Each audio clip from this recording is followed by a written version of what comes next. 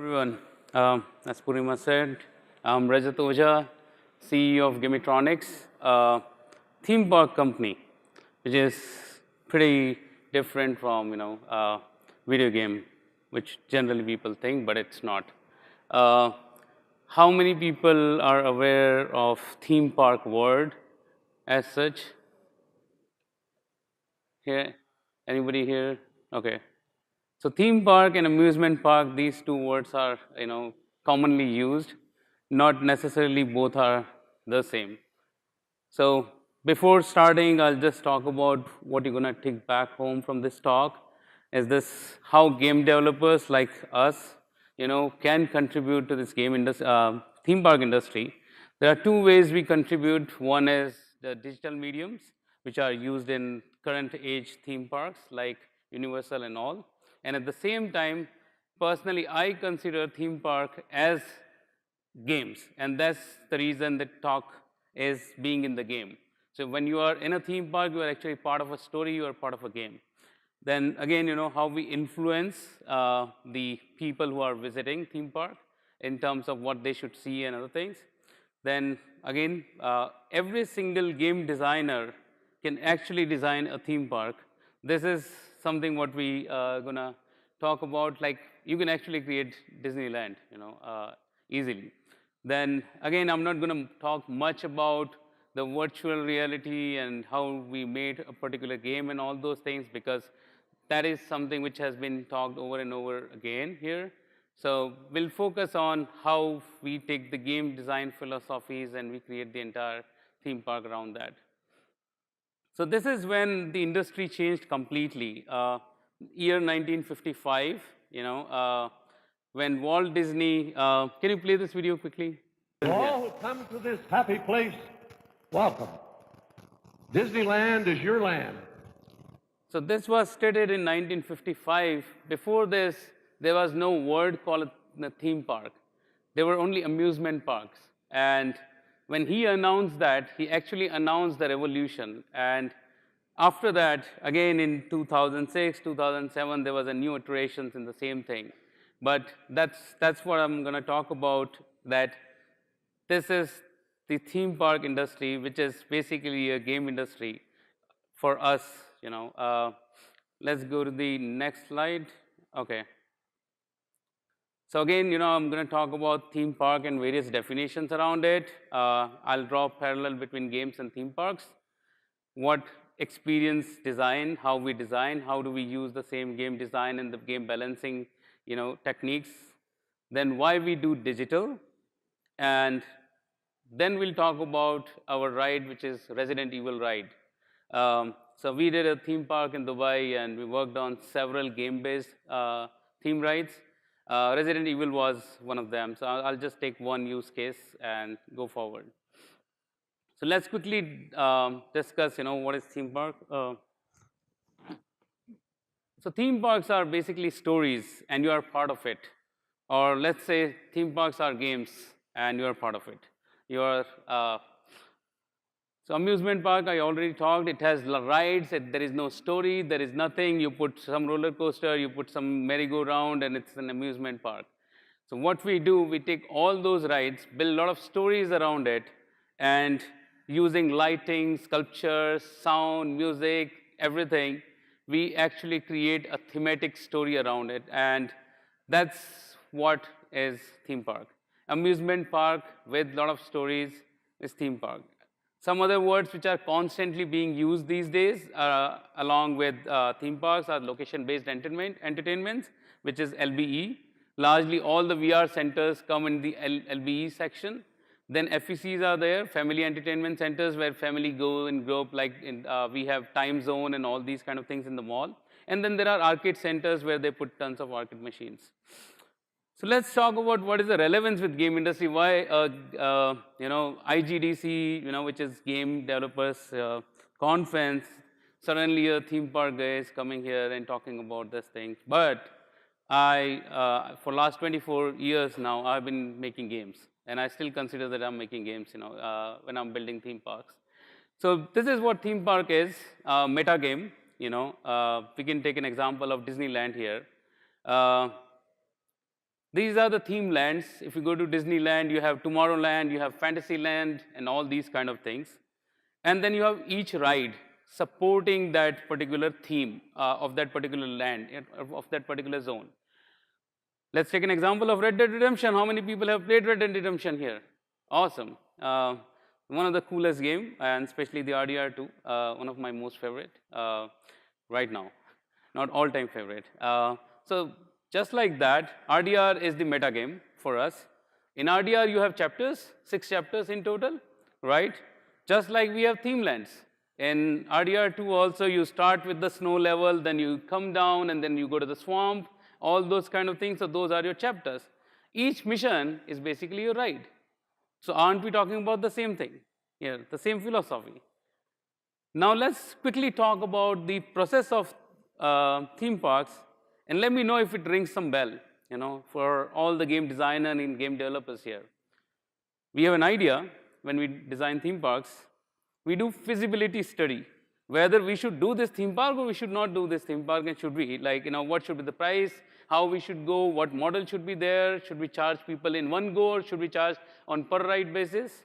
Then we do detailed design, then we do concept art, then we do land use plan, how the land is going to be used, then we do detailed concept of each and every part, then we do construction, then we do media part, which is the digital, then we do mood and lighting to set the feel over there, then we do music and sound effects and music. Do you think it's similar to game design process?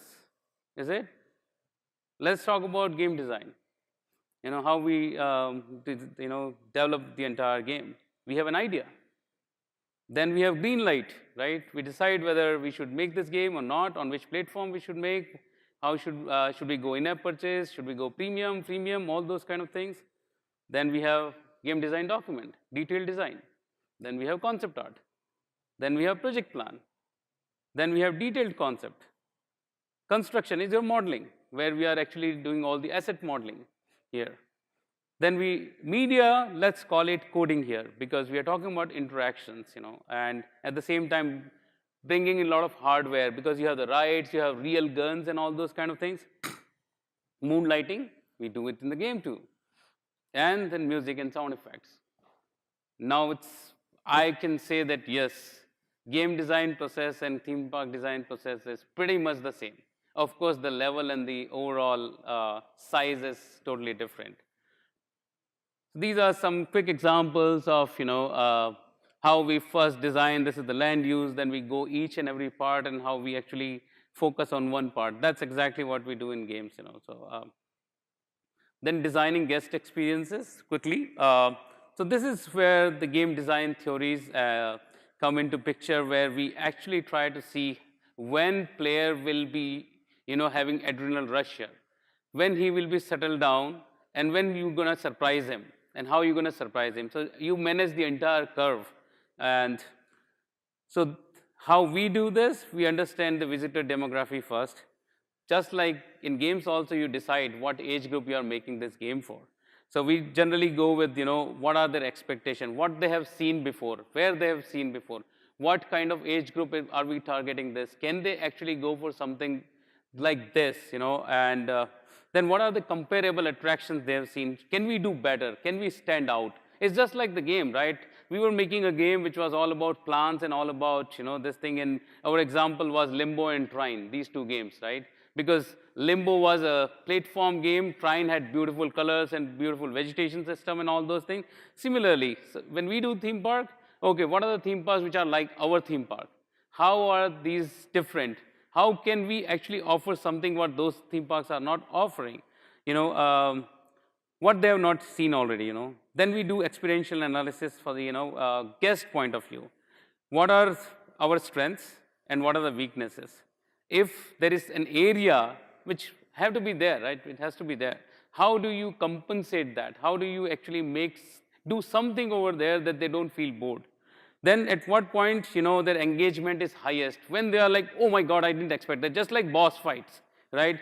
You see a boss and then like, oh my God, I didn't expect. Like you play Doom, you're like comfortably shooting at all those aliens and the enemies, and suddenly you think everything is all right, and the wall breaks and a boss comes out, right? So this is the same kind of thing we do in theme parks. Then how we can actually elevate the experience in total. So again, we play with the psychology of the visitor, just like we play with the psychology of gamers when we are making games. So what is the story we are going to tell? Then is there only one story or there are branching stories? Can I change my story? Imagine a game like Heavy Rain, right? Detroit, you can change stories completely. The endings change, right? So can we offer something like that? What emotional response I'm seeking from my visitors, and then once the story takes shape, we'll dig deeper, that how we can enhance, and how visitor can actually impact my story. What is the pacing and progression? It's again basically what I'm talking about is balancing the game. You have done the game, everything works, you have gun, you have enemies, and you start shooting. But what if you can actually shoot somebody who's at 10 kilometers far from that just because it's visible or something, your gun will still work, or you just go with the endless ammo, right? It might not be as much fun, right? So you keep on tweaking all these numbers and stuff. So it's a similar kind of thing we deal with pacing and progression. Then what subtopics we can offer again, then what does the guest feel when he is getting in, once he is in, and once he is out? How its response is constantly changing, and how we are affecting that in our story. So again, the umbrella concept, are there opportunities that visitors can impact my thing? How will the overall story tie in arrival? So what we call is like if somebody has been to a theme park, there's a queue, that's your arrival. Then once you are in the ride, you are basically in the capsule. And once you're exiting, basically it's an exit. But there has to be a story consistently till you actually walk out of that place completely. When you are getting in, there is a lot of transformer kind of things going to happen. Once you are in the transformer ride, you are actually interacting. Once you're going out, you literally see the same world. Then each of these experiences, how will we keep our audience captivated, which is again given. Now let's quickly talk about digital transformation, which is largely how VR developers and people who know Unity and Unreal are actually changing the world. How many of you have been to Universal? Any of Universal? Anybody's been to? Okay, awesome. So Universal is actually a pretty good example of a digital theme park in a way, much way too different from Disneyland. Of course, that also has a lot of rides. I'll put it in my pocket, I guess. So control center or whatever it is. So because you go to Universal, you have Transformer ride, which is a digital media, right? Which you can create using your existing engines, and if there is an interaction, then you're again using the same game technologies what you will use otherwise. So why digital? Very quickly, all the people today who go to theme parks are pretty comfortable with games. They know Minecraft or some city building things and all those things. They're aware of the scoring patterns and all those kind of things. Then there's an interesting interaction which is happening in the video game and all those things. I'll talk about it very soon. Disneyland is exploring. How many of you have played Pokemon Go? A lot of people, right? So Pokemon Go is now in Disneyland. How they are using, we'll quickly see a video after this. And again, so now if you see what Disneyland is doing, Universal is doing, they are hiring a lot of game developers who have been in the game industry for a long, long time. EA, Ubisoft, and all these guys are now working for these guys because that's what is changing, dramatically. So again, the biggest advantage of going digital is that you can change content. Whenever you feel that, okay, people stopped going there, change it. If there is Diwali, probably my content is all about Diwali. If it is Christmas, let's celebrate Christmas, in digital world. The ride remains the same. The schemes remain the same. Imagine going to Universal during Halloween time. Instead of Transformer, it will be the Walking Dead ride, right? The same thing, same media, same everything, but it works. Data analytics, the big thing. I now know who are my visitors. I understand their behavior. I know where they spend the maximum amount of time. I know how much time they are spending in the queue. I can optimize it. If it is not digital, I will never get to know. Then lower maintenance, because hardware is big, all those things. I have to change, I have to maintain, I have to grease, I have to oil, everything. Digital content, change it. It's a screen, doesn't cost much. Interactive and immersive, of course it is. Then tracking of queues and scores. So one of the way how digital guys can actually contribute is again gamification. We'll talk quickly about that too. So some of the digital rides you will see in theme parks, not necessarily VR, AR the only one. Dome projection is one of the largest ride where they actually have the big huge dome which uses, so we call it virtual reality without glasses, Stereoscopy projection, generally whatever you're going to see in theme parks are going to be stereoscopy projections. VR rides, AR experiences, projection mapping, and gamification. Let me talk about dome projection. So it's a VR experience without headset. That means once you are there, you will actually feel trippy. If you're walking, you're generally not supposed to walk because you might feel, because it's all around you. You are in that atmosphere, and it's generally stereoscopic. VR rides, a lot of companies, including Six Flags, they try to put VR headset on their existing roller coaster. Doesn't work. A lot of people try to actually put, VR headsets on the existing ride. People go to Six Flags to enjoy roller coaster and things around it. They don't go for, okay, put me inside some kind of virtual. They removed it. Most of the people actually removed, even Imagica tried to do it once, in Mumbai, and they removed it now because it doesn't work. So, but if you are making rides keeping VR in mind, they work. And they work like charm. Smash is one good example. They raised $130 million so far, so of course it works. The guys who are doing augmented reality, treasure hunt, Pokemon Go kind of thing, in queue management, when you are actually walking in the queue, you have the pre-show, what we call, just pull out this thing, have magic leap, and build a story, what will happen once you are in the capsule. Then brands, you'll see a lot of brands which are active in the theme park these days. This is a quick example of how the dome projection looks like. This is the ride keeping virtual reality in mind. And you're cycling, so the entire ride is created around it. And projection mapping, when you can actually have projection on the real big surfaces in 3D using Unity. And Unity is actually pretty standard in this. Unreal doesn't do much about it, but yeah. That's what it is. So what goes in? We'll quickly talk about this part. We use the same game technologies, like Unreal and Unity. Usually runs on 60 frames and higher. It's not your 30 frames model, which we generally use for the consoles and PCs. Then hardware integration is an important part because you are dealing with typical hardware. Your rides are working with guns and ride systems and stuff. Then you have to have a compelling story and immersive environment.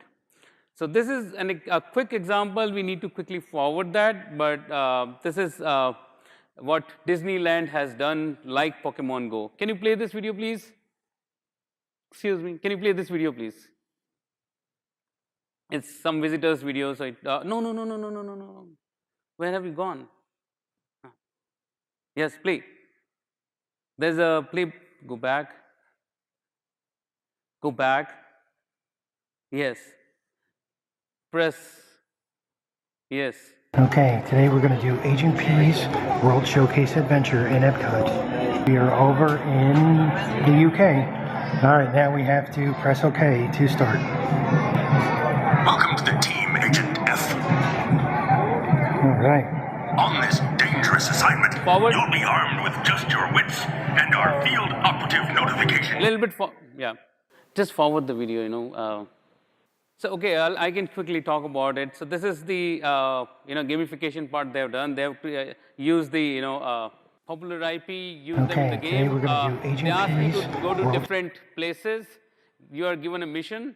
In that mission, they ask you to go to a particular ride, find something over there, go to the other place. So it's like treasure hunt, Pokemon Go, and a simple mission-based thing. So you are actually covering the park. Now I'm deciding where my user will go next because the mission is to go there and find something. So can you play? Yeah, just in between, yeah, play this. Uncharacteristically successful in sports. Then, once I'm the tournament champion, nothing can save your platypus secret agent friend. Plus, the winner gets their picture on the cover of Evil Golfing Monthly. But you know, that's nothing to sneeze at. Great googly moogly, Agent. It's worse than I thought. Doofenshmirtz just isn't very photogenic. Also, we can't have him winning that tournament prize, or it could be curtains for Agent P. You've got to stop him. Okay.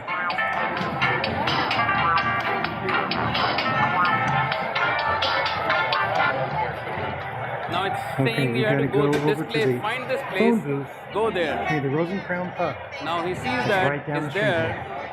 Once he goes there, it asks you to go to this telephone booth Go inside and the find phone booth something. by So the now rose and the crown. Oh, we have to go inside the phone booth. All right, we're going inside the going phone there, booth. a ball will Or come maybe out. only one of us. It's very cramped in here. Okay, press OK. Look at the phone booth. What is printed above the coin slot? 25, 10, 5. It's a 25 there.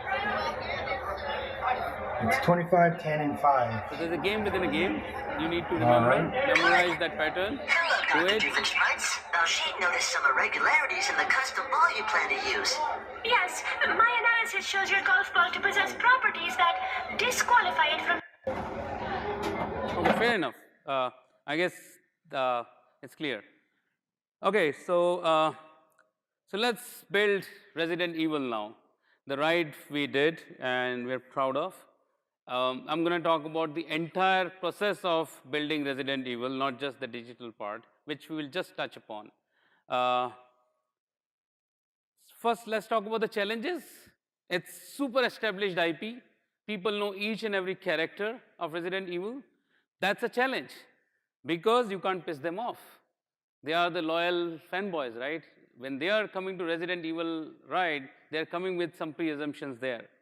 Then, if you talk about Resident Evil, it's hours of gameplay, right? Now you're shrinking that entire gameplay within 8 minutes. So the DNA should remain of Resident Evil. The essence should be of Resident Evil, but it should have that, wow feel. I'm sorry. Then it should not just be the extension of the game you play at home, because you're not going out to play the same game, right? You're going there for some absolute, different experience. Then should make sense to not so fanboy people also, like somebody who doesn't like Resident Evil, oh, I don't want to go there just because, it's Resident Evil. It should not happen because it should be fun for casual people also, because theme parks are generally for everyone.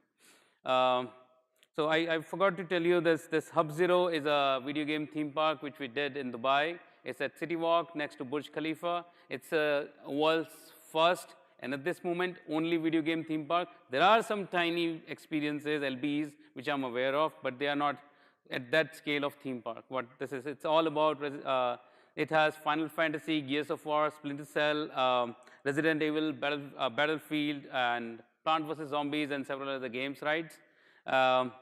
We go to the next, very quick synopsis. It's a dark media ride. Dark media ride we use when you are actually going in a tunnel on a ride system and you are interacting with things like that. So there are scores, there are points. You need to use a gun. You need to have a ride systems and all those things. And you are in Umbrella Corp. You guys are aware of Umbrella Corp?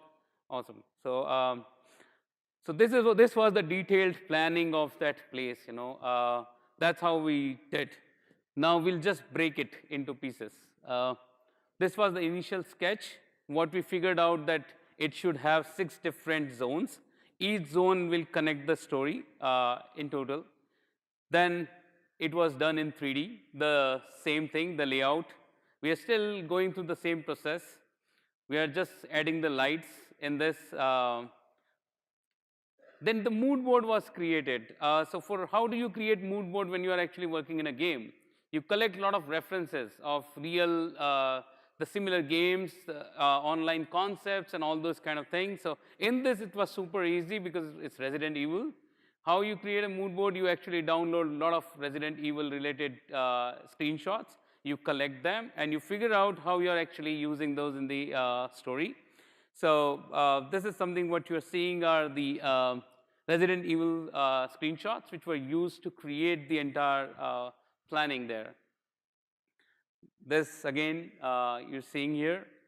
So you can't ignore one thing, splash screen, right? When the game starts, there is a splash screen. Every time you start, RDR comes. So here also, how it will look from outside. That's one of the most important thing. So that also is planned here. The name that was, but not the final name. It was initially planned to be T-Virus Terror, because Resident Evil, as it is, again, there are a lot of expectations and other things, and it's a different thing, different IP. So, so now the whole planning goes in 3D, and it's not what we are talking about as, it's 1:1. What you're going to see is the thing which is going to get executed over there in the park. So what you're seeing here right now is how the queue area will look like. Those were planned, and every single time we are talking about it, we are talking about the zone it will be in. It's absolutely like level design. And when we are talking about a particular level, we keep on highlighting what event is going to happen where. And then concept artist takes that and tries to actually create concepts around that. And then keeps on, in fact, my dear friend is sitting here in the audience who can actually talk about the level design better than I can. So Pascal is here. He did Splinter Cell and several other games, and 5 games for me before. So this is, so generally we do it in Visio, right? The level design part is generally done in Visio, and then we keep taking it forward. So we are still talking about the queue area, but now we moved from this part to this part because people are always moving, right? And the experience should continue from one place to the other. Then this is the load. Now you're loading in the ride. You're sitting in the ride. Now the experience is actually going to get started. So this is the part we call in capsule. You are getting in the capsule now. And this is where you are now in this. So you're seeing those red, just like our AI frustum things here. Then when the scene 1 starts, how does it start? We go to the scene 2. How does it start, and what's going to be temporary structures, because that means that these are statodynamic objects. Again, you're seeing those things are being highlighted here. Then we see scene 2, scene 3 in this one. Then it just keep getting connected. So this is basically all the things what we are talking about here are based on how the story is planned. Right now, it's all the concept which is being built. And this is scene 5, scene 6. Scene 6 is your last scene because we created the story which goes for 6 scenes in total. And after that, we need to talk about unload. Again, you need to surprise people because there has to be some reason that you actually walk out of that capsule, right? So how do you create a story around it? So if you see, you started from here, you took the entire round and you came back here. We'll see this part soon enough. And this is your final unload area where you go out. Now, this is the media we're talking about because everywhere when your ride is going, you're actually dealing with some media, which is on the digital projection, one of the things we talked about. And that's, now how do you create an experience, because there are multiple people sitting in the cart in the ride system, right? And they all are shooting at something what they are seeing on the screen. So what we did in this is that we put a lot of spiders on the body, which is again pretty Resident Evil-ish, thing. So you have to actually shoot at those spiders whenever you see all these things. So you see these yellow objects, these yellow objects and this thing. You have to shoot at these objects, and then you have to actually put numbers that which zombie or which enemy is coming forward first, and the sequencing of all the zombies and stuff. So this is part of a story kind of thing here. Then scene 2, scene 3 again. Then how this thing will break, they'll come out. So all these kind of concepts were created. And can you please, so this is the media which is not the final one because I cannot show that. I was trying to seek the permission which I did not get from Capcom. But this is almost there media. So you will see how the media is played. You will see right from the first to the sixth scene, all integrated in one. Can you play this video, please?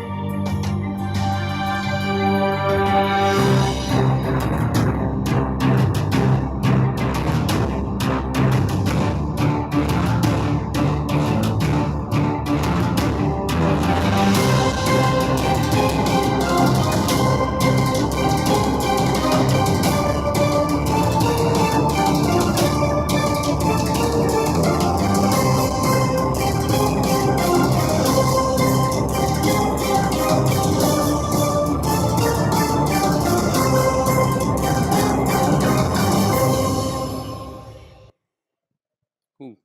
So this is the media. You see those mouse icons because we were just simulating on a PC. In actual game, we actually use the gun system, and those are hardware provided by third-party providers. And then you could see the spiders and all those things and the sequences. Then this is again wall by wall themed elevation. So what you saw initially was the initial plan, concept art, 3D visualization of the same thing. But now here we are talking about the actual building, the actual facades we built in the theme park, right? So because it's Resident Evil, so it has to be like that. You know, once you are in there, you should feel like you're in the Umbrella Corp. You're dealing with all these, the virus attack has happened and all that, and you have to deal with it and somehow come out of it. So this is the real images of the park. How we, how the wall was completely, planned, structured, and everything. A lot of references came from the game, and everything was painted and other things accordingly. Then the model test scenes were done, especially for the lighting purposes and stuff. A lot of props were designed and kept everywhere. So these are the, again, the shots taken when it was under construction and all those things. And the lighting system. This is then the ride vehicles, which were imported from Belgium, Autoface company. So again, we need to tell them the kind of rides. They know how to make rides, but if we are making something of Resident Evil, it should resonate to that kind of world. So again, it's every single time there's a ride being built, it's absolutely true to what the game is all about, or whatever attraction is all about. Then the guns were ordered. It's again the gun which is connected to the the ride system, and that's what you use to shoot at. So this is your input device now. Then again, so since we talked about how we surprise people, you go in a cart, you're moving around, and you're shooting at digital screen. It's great, in the first screen, awesome. Second screen, good. Third screen, oh, it's getting. I'm like, oh, I know these things are happening. How is it different, Then what people, the team, what decided is let's put physical targets there. And these spiders were literally, they were on the walls. So you're not dealing with just the media now. That means just the screen elements. You are actually dealing with the real crawling spiders. These are robotic spiders. Let's add one more layer. Let's give a little more to the visitors. Animatronics dog. It will bark. Once you go there, it will start barking and all those things, and you get shaken up because you're just there, and then you have to shoot it. Then put cryogenic zombie, which also has its own approach. Whenever this vehicle reaches there, it screams so loud that, yeah, it really screams so loud and scare people completely, and the eyes glows and all those things. Because by this time, the people are actually engrossed in the environment. They are moving around in the same Resident Evil environment. The lights are like that. The mood is like that. And suddenly you're like in sort of comfort zone because you're just walking out of it. and the zombie comes and does this. And then we had, just before the exit, there's air blast effect which starts shaking the ride completely. That creates an urgency, that creates a reason that you have to escape it right now. And that's how we plan the exit system, how you and why you should exit from it. This is a quick layout of lighting because that plays a big role. Whoever has designed games and developed games, they know how much light impacts the overall mood and this thing. This is a quick zoom in version. A lot of beacons were put everywhere to create the mood, a lot of neon lightings and stuff to create that kind of this thing. Special effects wherever we have zombies, animatronics, stuff and all those. Then we have the audio. So audio is not played in the game, in the media, because everything in the environment is the game. So this is very different from the typical game-based things what we make, because you are already in the game, so you can't have specific. So when my ride is also moving, I'm actually dealing with a lot of sound, surrounds, ambience and stuff is there. So yeah, so this is a quick layout of how this whole thing is happening. Now the park is ready. Everything is done, functional. That means my game is done. And there is a saying, whoever has done a lot of games, whenever your game is feature complete, you are 50% done. That means your journey starts after that, because you start balancing your game. You start playing with numbers, you start playing with all these systems in the game. Similar thing happens in theme park. Now it's done. You take everything to your 3D visualization system, or you create something quickly in Unity and see the entire elevation of user's experience. Can you play this video?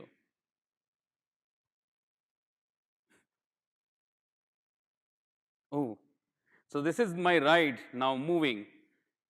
I'm reaching the first zone.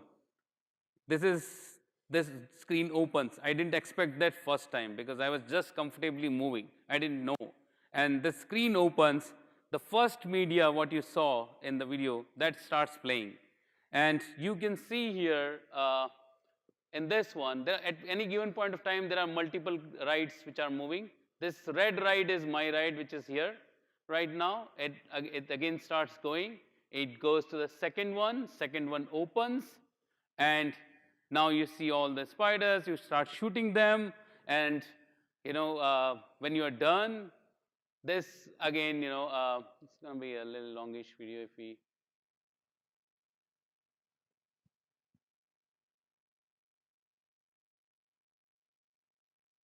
Now you're going to the third,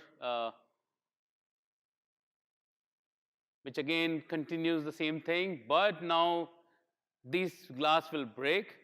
A lot of things will change. You see spiders for the first time now, but these are in the media at this moment. This little spiders here, which are just like killed, but they'll keep coming. Now here again, you see these crawling spiders here. Now since they are out already,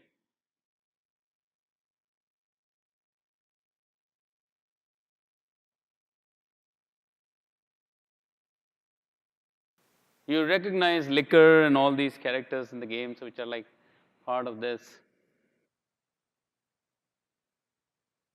Once you go here, now you start seeing the animatronics physical spiders beyond the media. They are coming out.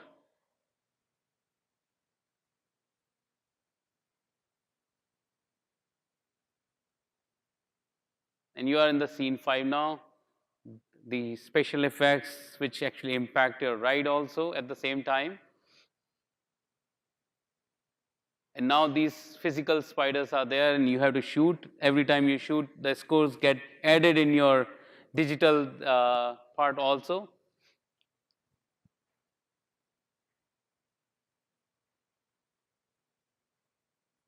Now your ride is here.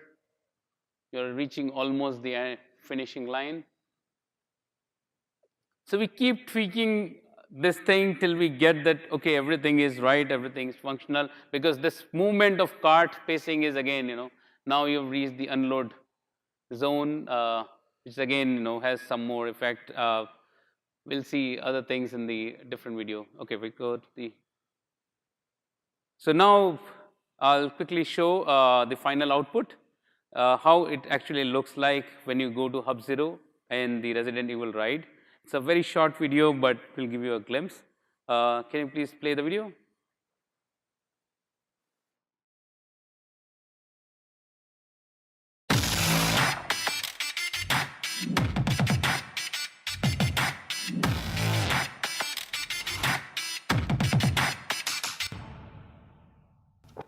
Splash screen.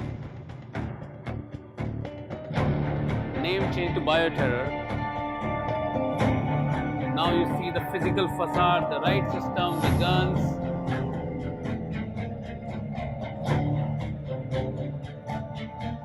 The media, because it's stereoscopy, you see it like this. These are animatronics, dogs, zombies. Unload.